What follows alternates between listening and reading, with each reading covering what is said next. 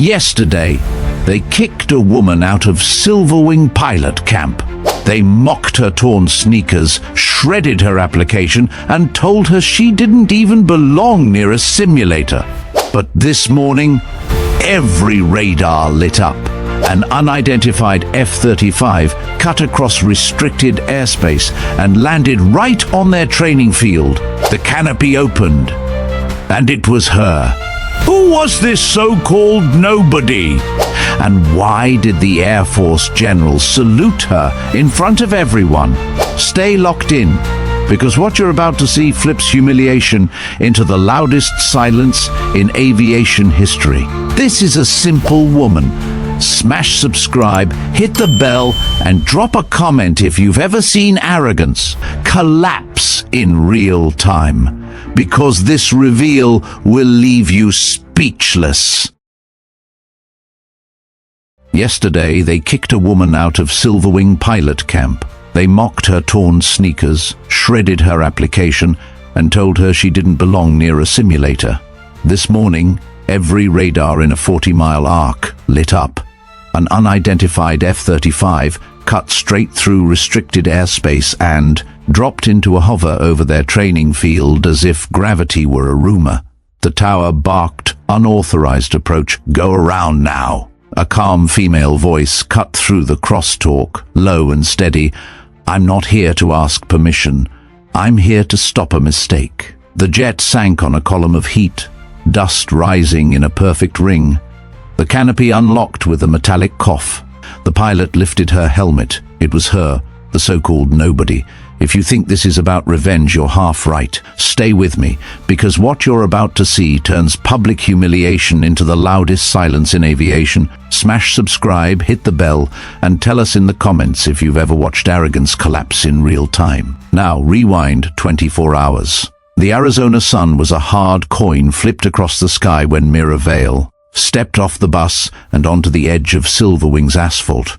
The air smelled like heat and jet fuel. A banner over the hangar doors promised courage, character, and excellence.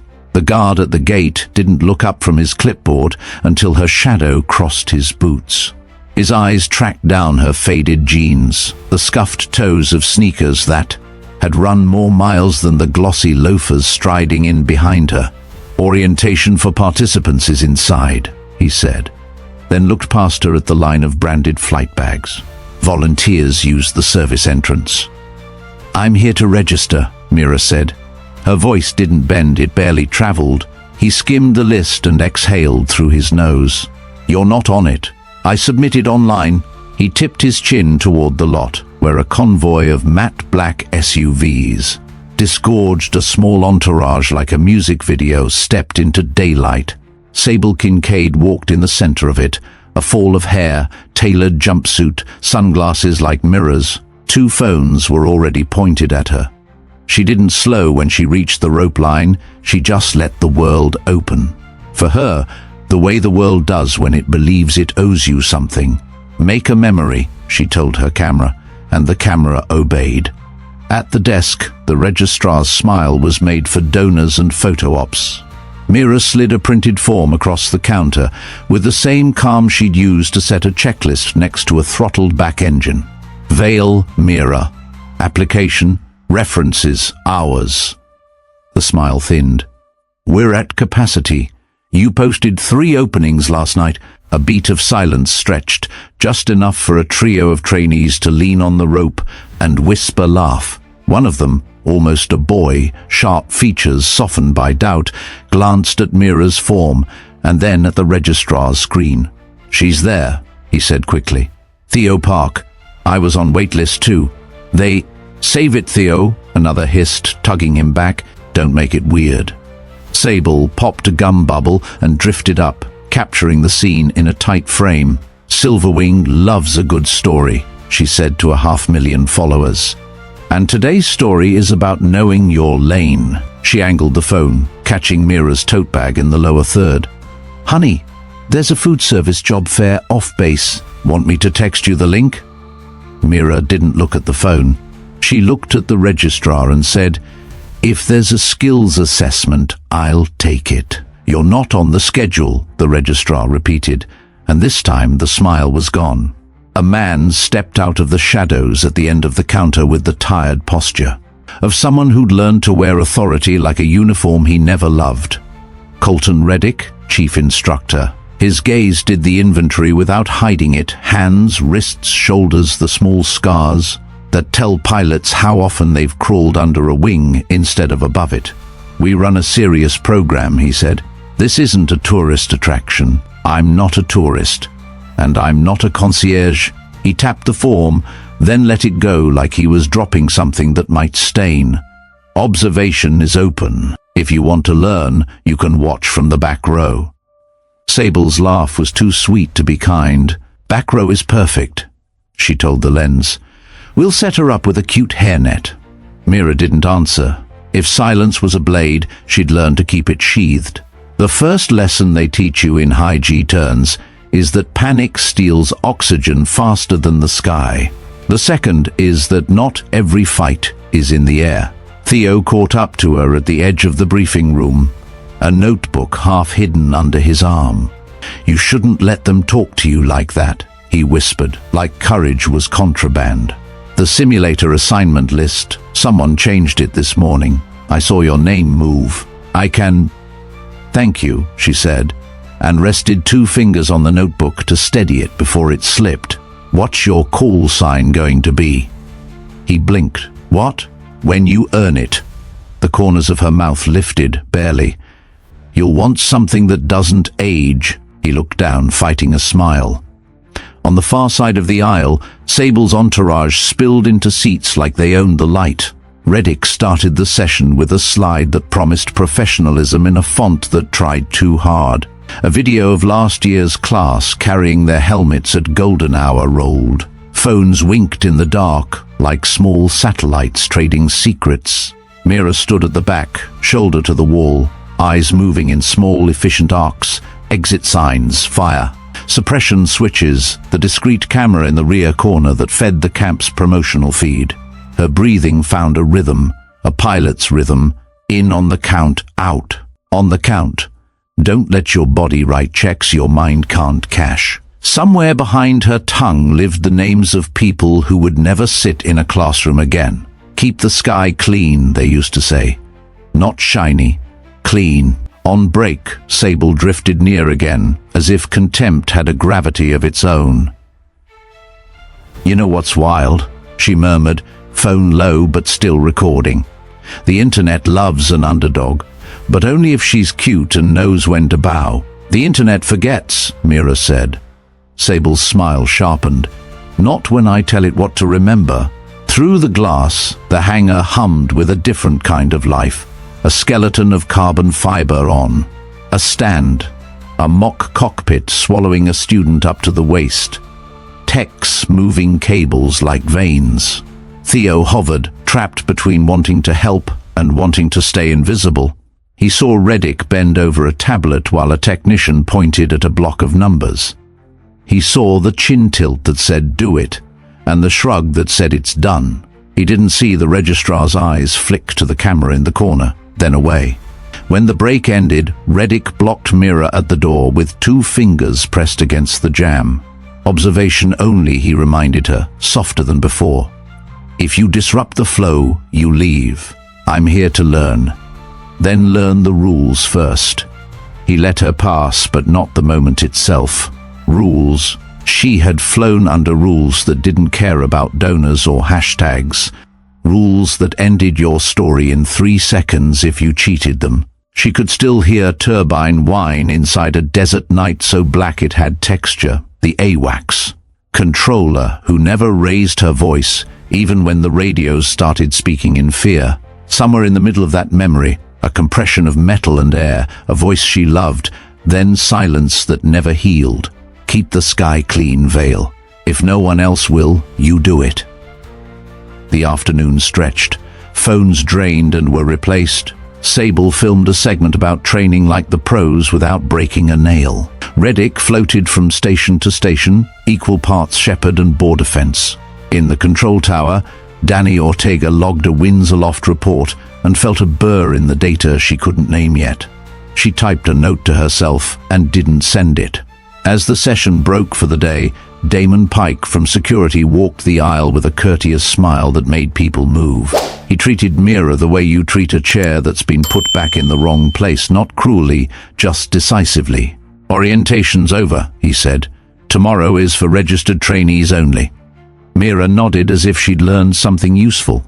Outside, the sun had stepped down a few degrees.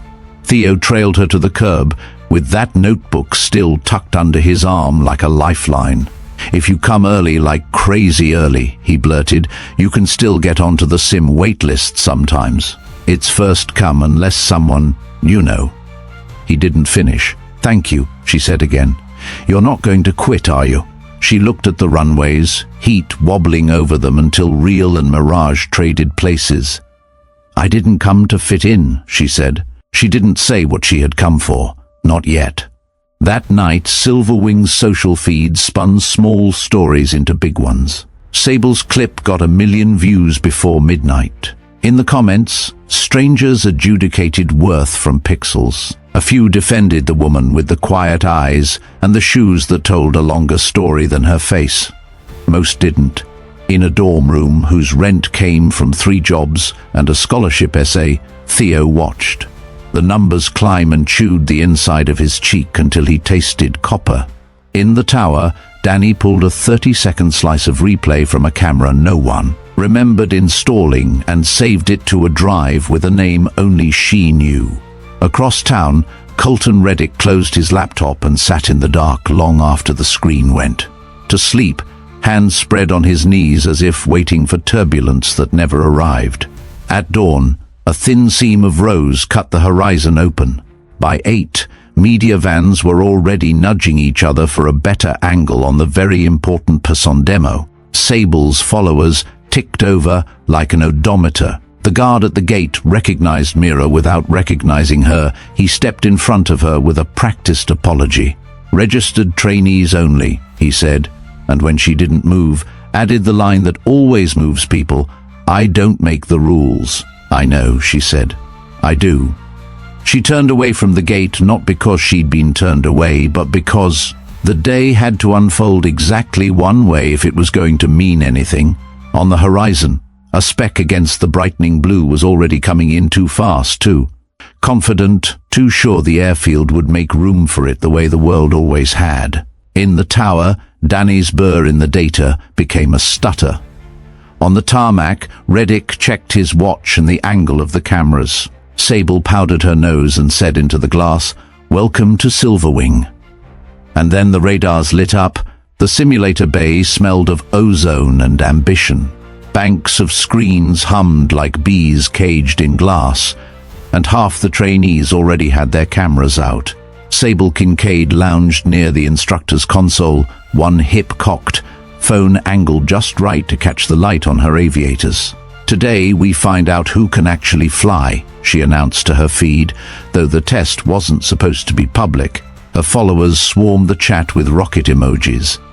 Mira Vale walked in without ceremony, hands in her pockets. Theo Park trailed behind, his notebook pressed to his chest. Colton Reddick leaned against the main console, jaw tight, eyes fixed on Mira. "You're not on today's list," he said. "I'll wait for an opening," Mira answered. "There won't be one. But fate sometimes cracks a door even when authority leans on it." A trainee skipped out. "Family emergency," whispered in passing, and one seat blinked vacant. Mira stepped forward, silent. Reddick could have blocked her, but with cameras watching, he only shrugged. "Observation only," he muttered. Too low for the microphones. Then louder, "Fine, put her in pod 3. Theo's throat worked as if he wanted to protest, but Mira's glance silenced him. She slid into the simulator, hands resting on the yoke like she'd done it 1,000 times, which she had, though none of them knew. The canopy closed, screens flickered alive, desert terrain stretching in digital arcs. From the console, a technician hesitated. Reddick's palm landed on his shoulder, pressing down. Numbers scrolled across the settings, input lag added, turbulence parameters spiked, radar feed looped with false echoes. Danny Ortega, watching from the tower feed, frowned. The telemetry didn't match calibration. She typed a note, hesitated, and then hit record. Inside the pod, Mira adjusted her harness. The simulation launched. Runway ahead, instructions crisp, engines roaring in digital fidelity. She throttled up, feeling the lag immediately. Controls responded a beat late, as though the jets swam through molasses. At altitude, phantom turbulence hit. Gusts that bucked the craft sideways. Warnings screamed across the HUD, radar flickering with targets that weren't there. To the crowd, it looked like panic. To Mira, it was obvious sabotage. She could have flown through it blindfolded, but she didn't. Not yet. The nose pitched down. She corrected half a second late, deliberately. The audience gasped. Screens painted failure in red letters. Sable's laugh was sharp as glass. "Did you see that?" She just augured into a cactus. Phones tilted, capturing her grin. #CrashDummy appeared in the feed before the sim even shut down. Mira unbuckled slowly, stepped out of the pod. She didn't protest, didn't explain. That silence cut deeper than shouting. Reddick tore the paper copy of her application from a clipboard and ripped it down the middle. The sound was louder than the applause from Sable's entourage. "You're finished," he said, and tossed the shreds into a trash bin. Cameras caught every angle. Theo's jaw clenched. He knew what he'd seen on the technician's screen. He wanted to shout it, but his voice caught in his throat. Mira passed him, brushed her fingertips against his notebook again, and the message was clear, not yet. "Wait." By the exit, Damon Pike waited with arms crossed. His smile was polished, corporate. "You'll need to sign this," he said, sliding a non-disclosure agreement toward her. "Protects the camp. No hard feelings. I won't sign. Then we'll make sure you don't set foot near a cockpit again," he murmured, leaning close enough that only she heard. "Your kind of story burns fast online. Tomorrow nobody will remember your name." Mira looked past him, through the glass where the Arizona horizon trembled in heat. "Tomorrow," she said, "the sky will remember." She walked out without another word. The cameras tracked her until the hangar doors shut, hashtags multiplying like weeds. In the tower, Danny saved a second file, heart hammering. In the dorms, Theo flipped his notebook open, pages crammed with figures and a flash drive taped to the back cover. He whispered into the empty room, "They'll see. She'll show them." Outside, the desert evening closed like a fist. The camp thought it had erased Mira Vale, but the sky was about to open, and when it did, nothing would look the same again. Colton Reddick dismissed the class early, claiming technical recalibration, but everyone knew the show had already been staged. Phones buzzed with clips of Mira Vale's simulated crash, stitched into memes before the dust settled. In the dining hall that evening, Sable Kincaid projected one of them on the wall from her phone, Mira's pod nosing into a pixelated cactus, overlaid with cartoon flames. Laughter rolled through the room like turbulence. Mira wasn't there to hear it, but she felt the echo in the empty hallway outside as she gathered her things into the same canvas tote that had carried combat manuals once upon a time. At the far end of the hall, Damon Pike was waiting. He looked more like a banker than a security chief. Pressed shirt, tie straight, smile tuned to neutral. "Ms. Vale," he said, as if the title itself were a courtesy she hadn't earned. "I'll need a few minutes of your time." He ushered her into a side office. On the desk sat a thin stack of papers, a pen poised on top like an accusation. "Non-disclosure agreement," he explained. "Tone light, conversational. Protects the camp, protects the brand. You've had your audition. We can't have rumors running wild about simulator malfunctions or unfair treatment. You signed this, and we forget the whole thing." Mira didn't sit. She read the top page without touching it. Clauses threatened fines that would crush a family, restrictions that would silence even a whisper. "And if I don't?" she asked. Pike's smile tightened.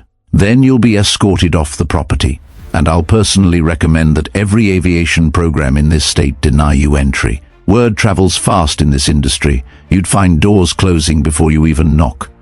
Her eyes met his. She didn't blink. "I won't sign." He leaned closer, voice dropping to a hiss. "You think silence is your shield, but it won't save you. Tomorrow you'll be a footnote, crash dummy buried under the next hashtag. People like you are forgotten."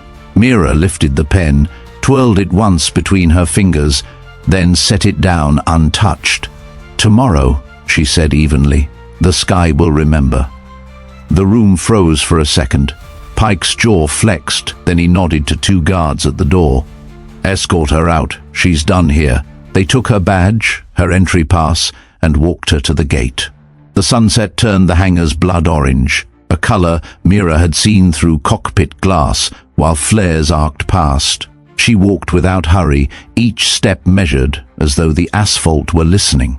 Inside the compound, Theo Park clutched his notebook.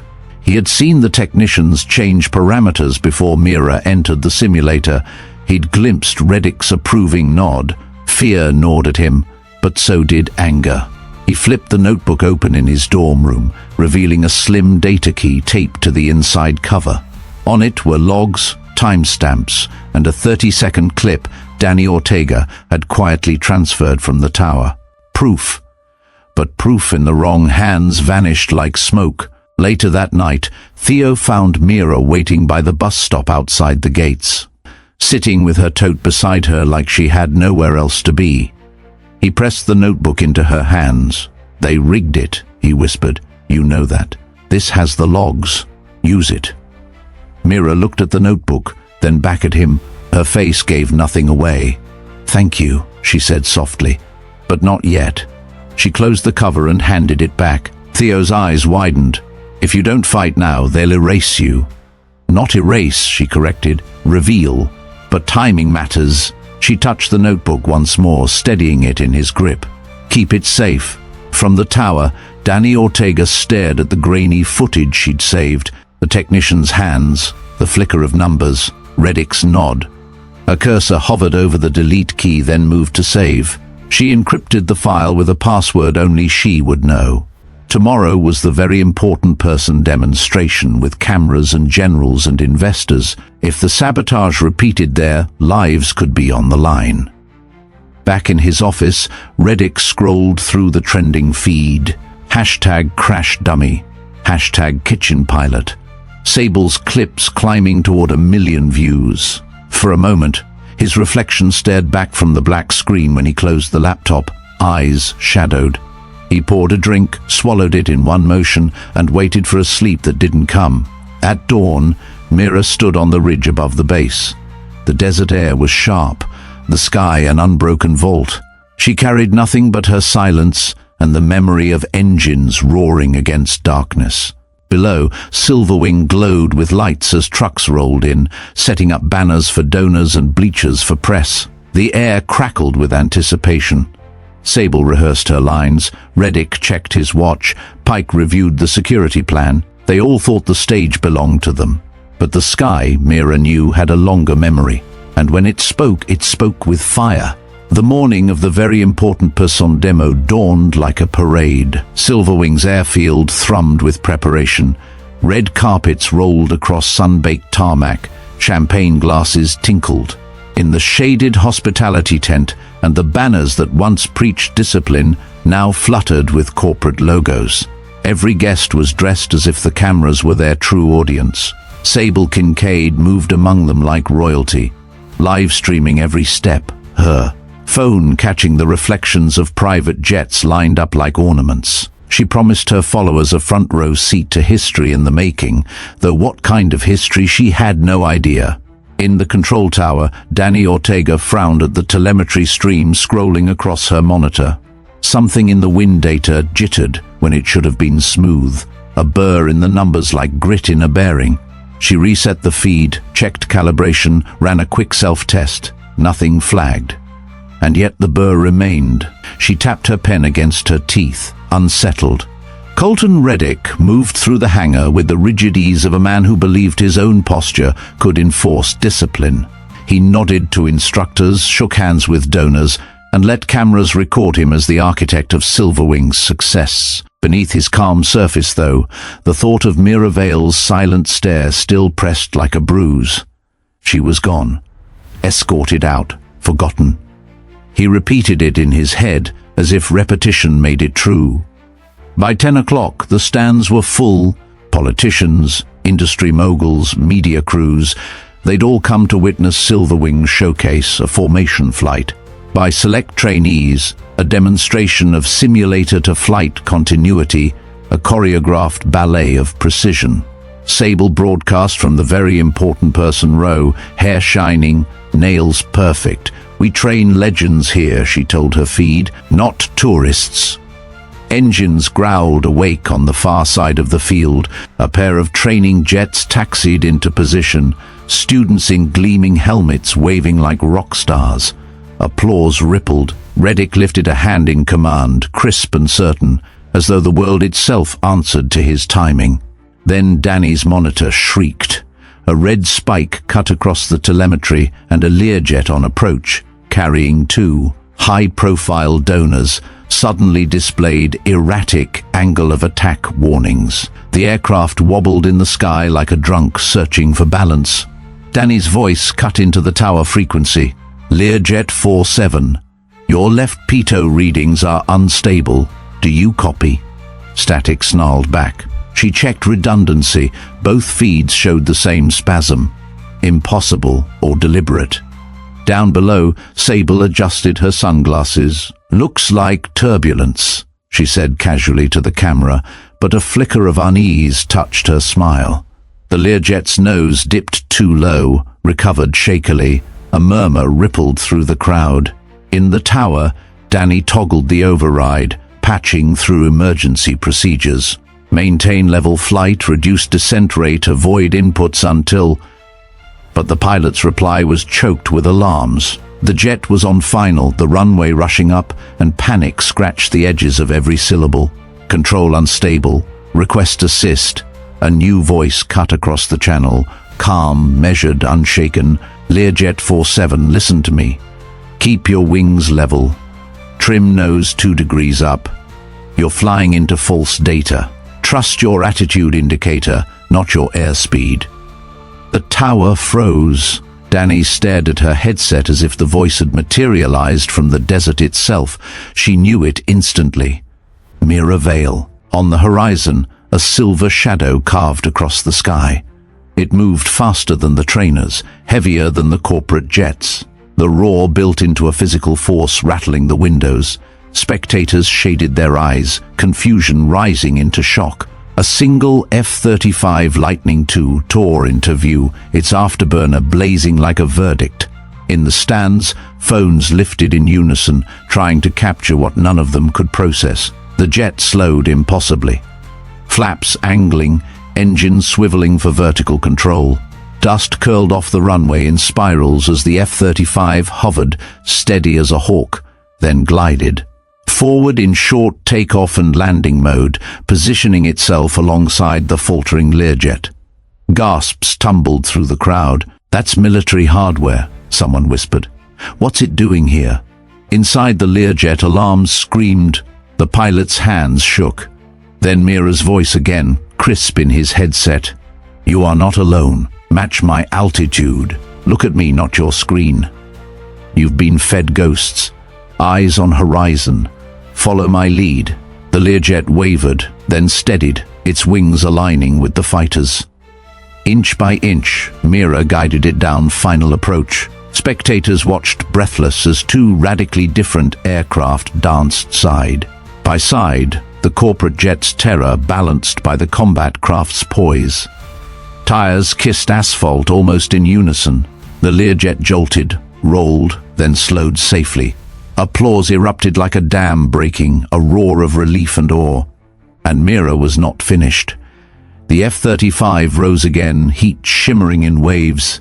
She brought it into a vertical hover over the main runway, dust pluming in a perfect circle. Cameras zoomed, jaws dropped, the canopy hissed, lifted, and for the first time the crowd saw the pilot's face. It was her, the woman they had mocked, the woman they had escorted off the premises less than 24 hours earlier. Mira Vale, helmet tucked under one arm, gaze colder than the titanium skin of her jet. Gasps rippled into silence so complete the desert seemed to hold its breath. Sable's livestream trembled as her phone nearly slipped.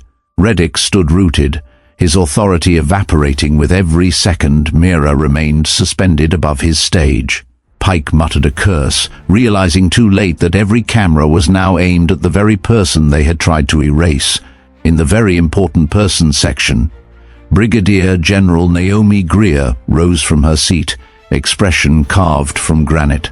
She stepped to the microphone meant for donor platitudes.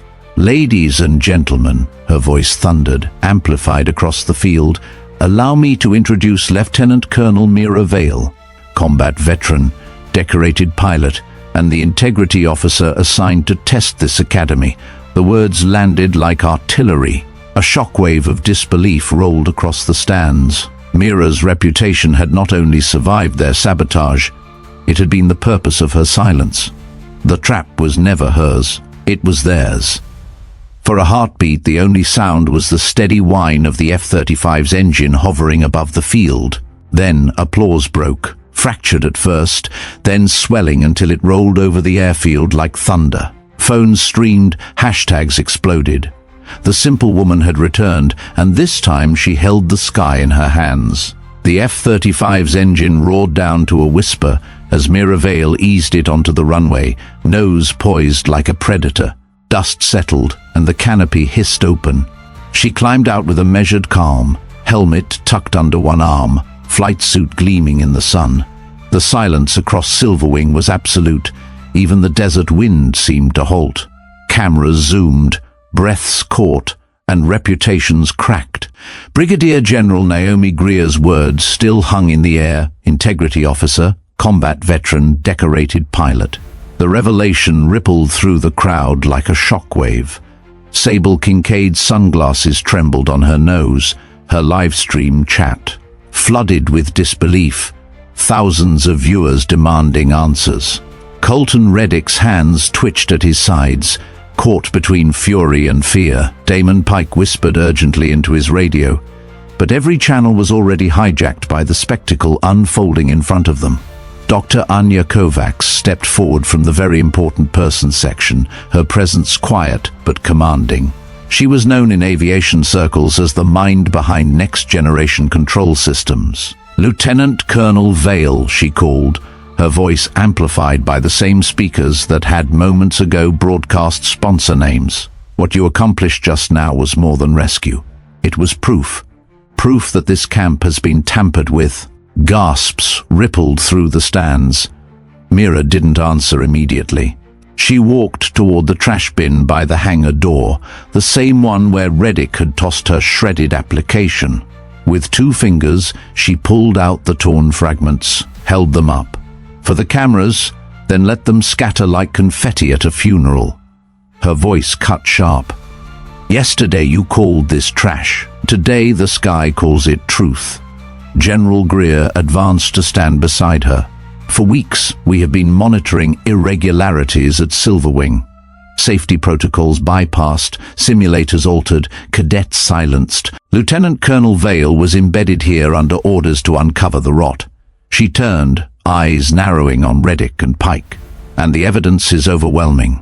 Screens mounted around the field flickered. Danny Ortega's recordings played in real time, the technician adjusting settings, the false turbulence injected, Reddick's approving nod, Pike sliding the NDA across the desk. Gasps turned into shouts. The very live stream Sable had used to mock Mira now betrayed her entourage. His laughter, their hashtags scrolling like scars across the screen, every ugly moment projected 30 feet high for donors, journalists, and cadets to see. Theo Park sat frozen in the stands, notebook clutched to his chest. Mira glanced at him once, just enough. On cue, Theo stood, trembling but defiant, and raised the data key Mira had entrusted him to protect. He handed it to Kovacs, who slotted it into a console. The screens now displayed logs, timestamps, alterations to simulator code. Each line was a blade, cutting through the illusion of Silverwing's prestige. Sable staggered back. This is manipulated." She stammered into her phone, but her chat had already turned. Comments scrolled faster than she could read. Betrayal, liar, fraud. Her influence bled out in real time. Reddick tried to speak, voice cracking. "This is out of context. Training requires..." But the crowd drowned him out. Reporters surged forward, questions volleying like gunfire. Pike raised his hands, shouting for calm, but no one listened. His authority evaporated, one broadcast at a time. Mira didn't raise her voice. She didn't need to. You teach pilots to trust instruments. But when the instruments lie, they crash. And when leaders lie, they take everyone with them. Her gaze pinned Reddick. "You flew too low, and now you crawl." The words landed with surgical precision. Reddick sagged as if something inside him had been severed. Pike's radio fell silent in his grip. Sable's sunglasses slipped from her face, shattering on the pavement. The audience roared, not laughter this time, but applause, visceral and unrelenting. Hashtags flipped in real time. Hashtag crash dummy buried beneath hashtag sky remembers and hashtag veil integrity. General Greer raised a hand. Effective immediately, Colton Reddick is relieved of duty. Damon Pike is under investigation, and the Silverwing Foundation is placed under federal review. She faced the stunned cadets. "This is not the end of your training. It is the beginning of a new standard, one where merit decides your wings, not money or deceit." Dr. Kovacs nodded. "And Lockhart Aero will collaborate with Lieutenant Colonel Vale to restore these systems. No more tampering, no more shadows." Theo's chest heaved with relief. Danny, in the tower, wiped a tear she hadn't expected. And Mira? She simply stood still, shoulders squared, eyes steady, letting silence do the work. She didn't bask in applause. She didn't reach for vindication. She had come to clean house, and the house was burning down around its false masters. Then she walked past the wreckage of pride, past Sable, whose empire crumbled with every notification. Ping, past Reddick, who could not meet her eyes, past Pike, whose threats now sounded hollow. At the edge of the tarmac she stopped, looked back once, and spoke with the clarity of someone who owned every inch of sky above them. Lesson 1. When arrogance tries to rewrite the rules, the sky rewrites arrogance. The crowd erupted, a tidal wave of cheers. The desert air shook with it. And for the first time, Silverwing's legacy belonged not to heirs and influencers, but to the woman they had tried to erase. The airfield was still vibrating with applause when Mira Vale raised a hand. The noise dimmed, not because the microphones demanded it, but because the crowd recognized the kind of silence that follows a verdict. She walked back toward the center of the tarmac, boots deliberate on the concrete, her helmet still under her arm. The backdrop was no longer a very important person demo, but the wreckage of reputations. And she was about to set the new terms. "Silverwing has been sold as a factory for legends," Mira said, voice steady, low enough that cameras had to lean in. "But legends aren't built on donors or hashtags. They're built on truth. And when truth is sabotaged, pilots die. I won't allow it." Brigadier General Naomi Greer stepped closer, flanking her like a wall of authority. "As of this moment, Silverwing Academy is suspended pending restructuring. Every cadet currently enrolled will be reassessed. Any who participated in sabotage will be expelled permanently. The United States Air Force will oversee this process, and Lieutenant Colonel Vale will serve as chief auditor." Gasps cut through the bleachers. Cadets shifted uneasily. Some lowered their heads, remembering their laughter, the paper manuals they had thrown, the hashtags they'd amplified. Others stared at Mira as though seeing her for the first time, realizing the weight of silence she had carried. Dr. Anya Kovacs raised the data key above her head. "These logs prove tampering beyond question. Lockhart Aero will repair these systems and implement third-party audits. And every single trainee will fly against an uncompromised simulator or not fly at all." Mira turned to the cadets. Her gaze wasn't cruel, but it wasn't soft either. "You were complicit," she said. "Every sneer, every shove, every cheer for a false crash made you accomplices to arrogance. But this doesn't have to be your legacy. Your legacy can be clean sky. Choose which one you want to carry." The silence that followed was heavier than any applause. Then, from the back, Theo Park stood. His notebook shook in his hands, but his voice didn't. "I'll carry clean sky," he said. His words weren't dramatic, but they cut straight. One cadet nodded, then another, until half a dozen stood, the beginning of a fracture that spread through the ranks. The old order, breaking. General Greer gestured for Theo to come forward. "Cadet Park will receive the first Skyforge scholarship," she announced. "Funded through Silverwing's assets, stripped from those who corrupted it. This academy will become a place where talent and courage are the only currency." Theo's face flushed with disbelief as he accepted the certificate. Mira gave him the smallest of nods, but it landed like a medal. He had been the one who almost spoke when it mattered. Now, finally, the world was listening.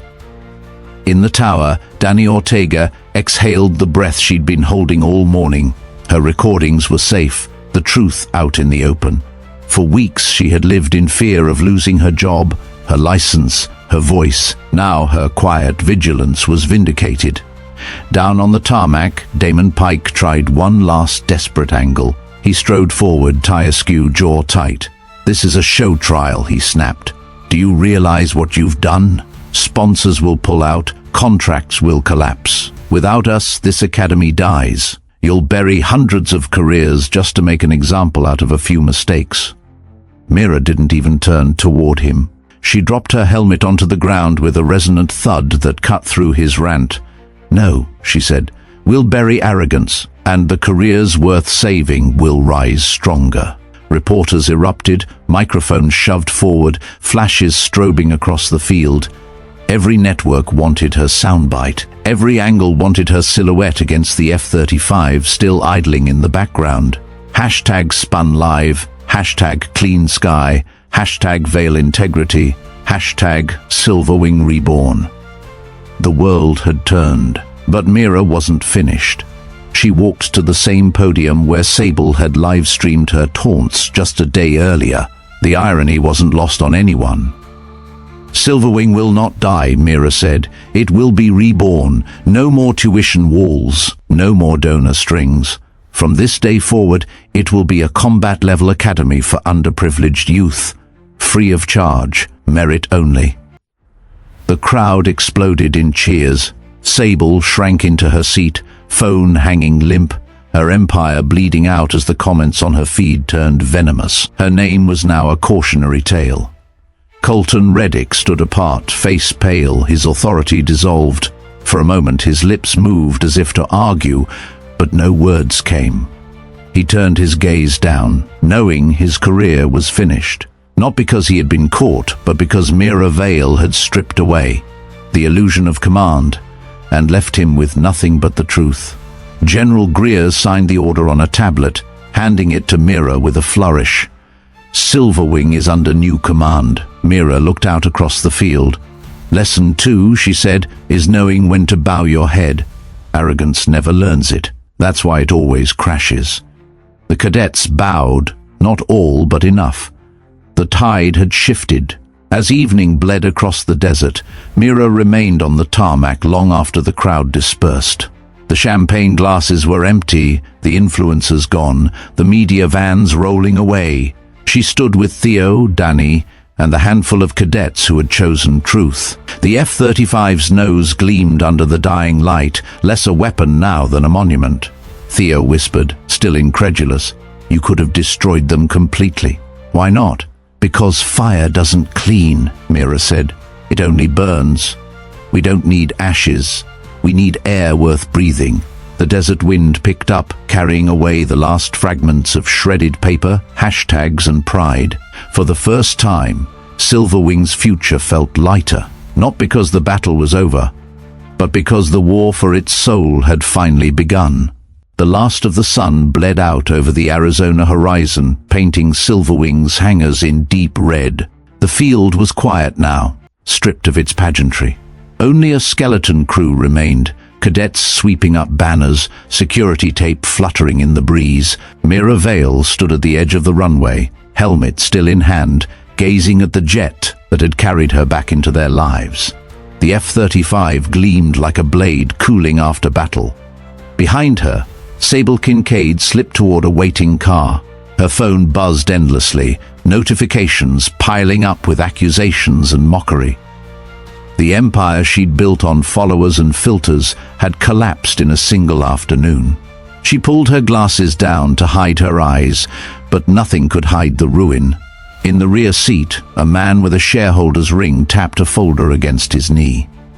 "Plan B," he said softly. She didn't answer, but her silence was its own agreement. Theo Park lingered near the hangar doors, clutching the scholarship certificate like it might vanish. Danny Ortega joined him, eyes still red from the day's strain. "We're not done," she told him. "This academy will test us harder than ever." Theo nodded, and for the first time in days he smiled. Mira turned to them both. "Clean sky isn't a gift," she said. "It's a fight, every day. Don't forget that." Her words were quiet, but they carried more weight than the cheers that had shaken the field hours before. She walked to the podium one last time, facing the few cameras that remained. "I didn't come here to fit in," she said. "I came here to clean house. And sometimes, to clean, you start by taking out the trash." The feed cut live to millions watching online. Hashtags flipped again. Hashtag clean sky. Hashtag Vale legacy. Hashtag Raptor Queen. The narrative had shifted, and the woman they tried to erase now stood as its center. The desert wind lifted, scattering the last fragments of shame into the night. Silverwing was no longer theirs. It was hers, and through her, it belonged to every cadet who dared to dream. And that's how a woman they tried to erase rewrote the sky itself. From the moment they mocked her sneakers to the instant she dropped an F-35 onto their runway, Mira Vale proved that silence can carry more power than arrogance ever imagined. Silverwing is no longer a playground for the privileged. It's a forge for those willing to fight for clean skies. Thank you for watching this story on A Simple Woman Stories. If you felt the weight of her journey, make sure to subscribe, ring the bell, and share this video so more people can experience it. I'd love to hear your thoughts. If you were standing on that tarmac, what would you have done when Mira stepped out of the jet? Drop your answer in the comments. I'll be reading, and don't stop here. On the screen you'll find more stories of courage and quiet strength. Click through, keep watching, and stay with us as we uncover what happens when the world underestimates a simple woman.